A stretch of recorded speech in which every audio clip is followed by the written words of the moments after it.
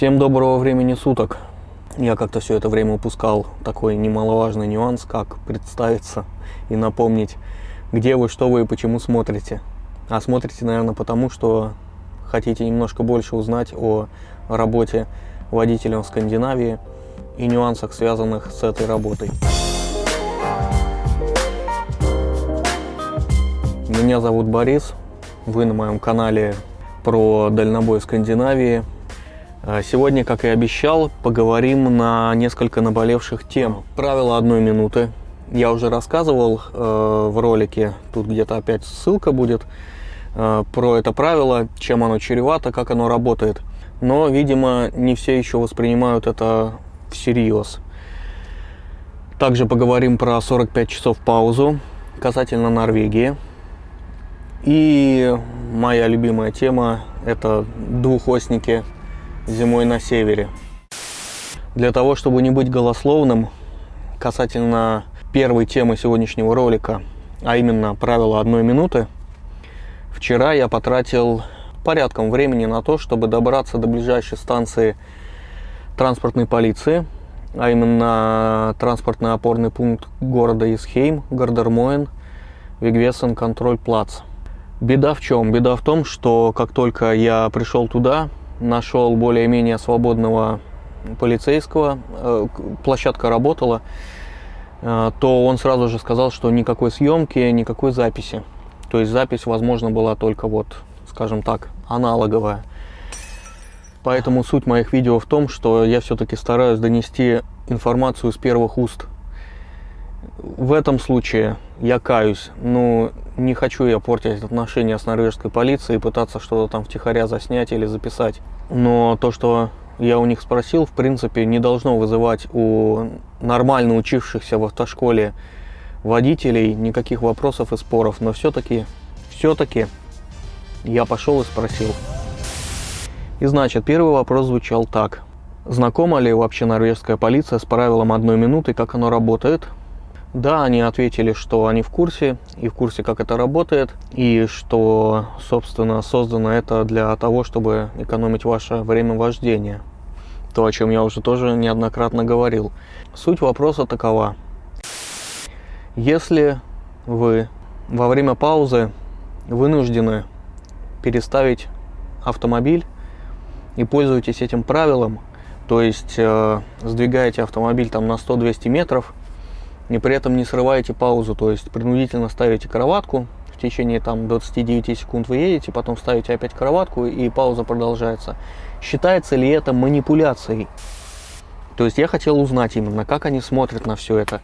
Они смотрят на это как на манипуляцию или как на, скажем так, техническое допущение тахографа. На что был дан однозначный ответ. Это манипуляция.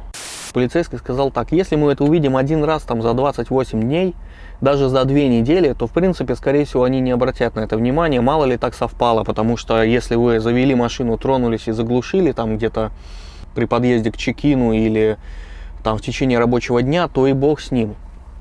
Но он говорит, что если мы это видим хотя бы более 2 раз, и именно во время пауз, то есть ежедневных или еженедельных пауз, то мы тщательно обращаем на это внимание. Вопрос, как они это вычисляют, он сказал, что не озвучит, на что я сказал, что, скорее всего, вы делаете ведь как? Сравниваете распечатку с тахографа и данные с карты водителя. Он сказал, да, есть такая возможность. Просто сказал, что во время отдыха водитель должен отдыхать. И все, что он делает с тахографом вручную, либо играя с зажиганием, то есть тронулся, заглушил машину, кроватка опять продолжилась, это все будет считаться манипуляцией. Ответ просто никакой двухзначности подразумевать не может. Скажем так, лояльность касается 1-2 раз. Можно списать на случайность. Более это значит пренебрежение режимом труда и отдыха, манипуляция с тахографом. И более того, на вопрос, если вам спросят, отдыхали ли вы в это время, когда вы сознательно знаете, что вы там до рампы рывочками ехали и добирались на парковку обратно таким же способом, вы скажете, да, я отдыхал, то припишут еще и обман сотрудника полиции. Ну или как это называется в разных странах закон, не знаю точно, но суть ясна. Короче, те, кто еще сомневаются, Пожалуйста, забудьте вы про это, вообще напрочь забудьте. В пробках там вот во время работы вы там дергаетесь, даже если глушите машину, да и бог с ним, хорошо. Просто даже не смотрите на тахограф, он это все там сам сделает. Не лезьте туда руками, ради бога, просто не надо.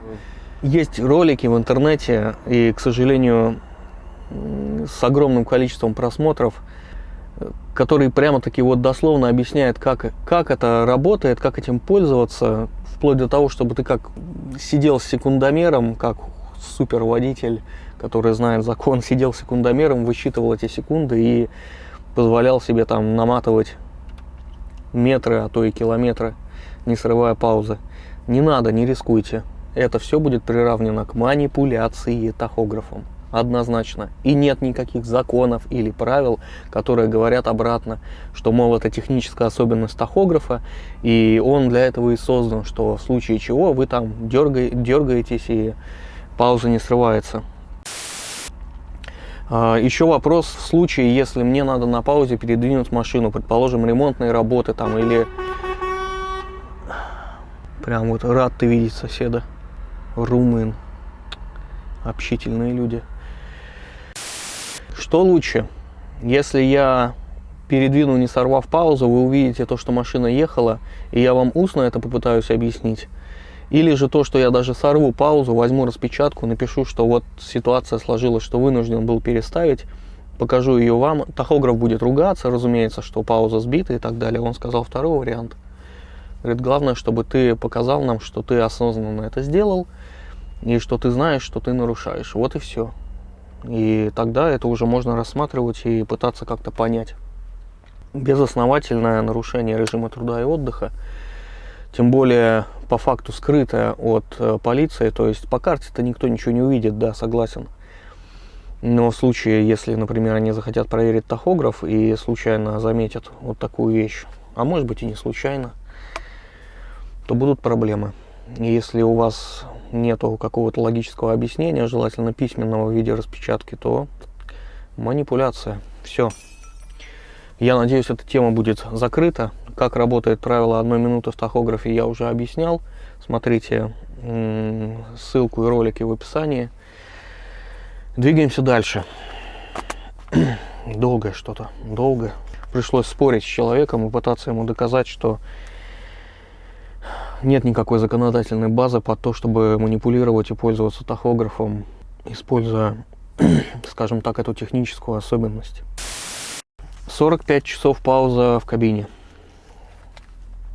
Спросил, что как сегодня они смотрят на проведение еженедельного отдыха в кабине. Они сказали, без проблем, в связи с ковидом мы не обращаем внимания на то, что водитель отдыхал в кабине или не кабины.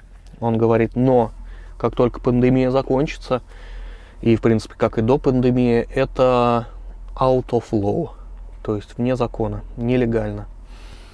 Я ему сказал, что а как же вот быть на севере, например, в ожидании рыбы, то он сказал, если тебе не нужен отдых и ты ожидаешь рыбы, то все в порядке, в принципе, можно понять и простить. Тем более на севере-то там отелей особо нету.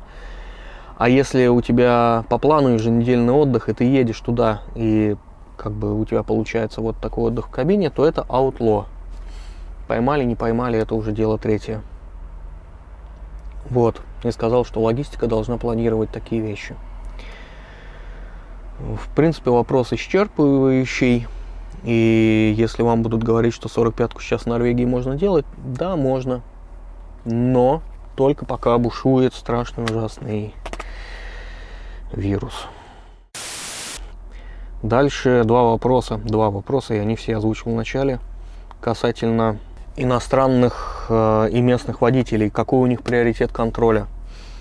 Он сказал, что никакого разделения нету, кого остановили, того остановили, говорит, с местными тоже проблем хватает, и тоже проблемы бывают серьезные, как технического характера, так и в плане режима труда и отдыха. Так что не надо все пытаться списать на какие-либо расовые или политические предрассудки. И мой вопрос про двухосники. В свое время я также слышал такую байку, теперь уже точно байку о том, что зимой двухосники не пускают выше Транхейма. Нифига подобного, нет никакого такого подобного закона. Он сказал, к сожалению, нет никакого закона, регулирующего передвижение грузового транспорта зимой, и они могут также свободно кататься по всей Норвегии.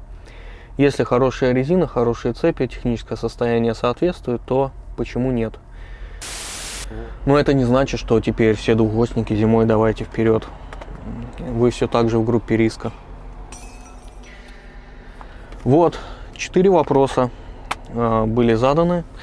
Самый спорный по правилу 1 минуты, потом про паузу 45 часов. И в дальнейшем я планирую также попробовать добраться до шведской полиции и до датской полиции. До датской, конечно, это немножко стрёмно, потому что, во-первых, больше возможности нарваться на них именно во время контроля. Пытаться им там что-то спрашивать или доказывать в то время, пока они там тщательно пытаются найти у тебя какую-нибудь уязвимость и на нее надавить, это весьма проблематично. Швеция, да, они более такие плюшевые мишки, более открытые. Может быть, даже получится наконец заснять и записать. Очень бы хотелось. И тоже у них спросить, что они думают по этому поводу. Вот такие вот дела, ребята. Следующий ролик, я надеюсь, я запишу про работу с рефом. Коротенько, как это, что это, как работает, как возить продукты, как не напортачить в жару и в холод. Не бойтесь работы. Знайте закон, еще раз повторяю.